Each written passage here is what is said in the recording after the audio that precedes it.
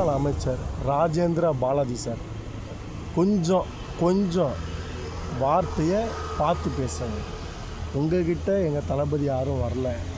TVK கட்சிக்காரங்க only திமுக மட்டும்தான் Vijay sir பேசுகிறாரு தவிர்த்து உங்ககிட்ட வரல.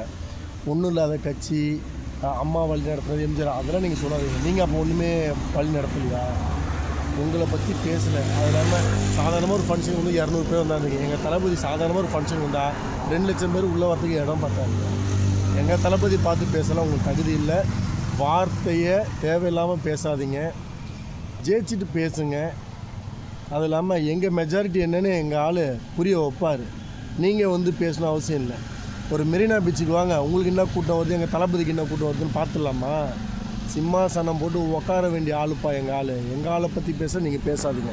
உங்கள் சைடு யாரும் வரல. உங்கள் வேலையை நீங்கள் பாருங்கள். எங்கள் தளபதி வேலை எங்கள் தளபதி பாருங்கள்.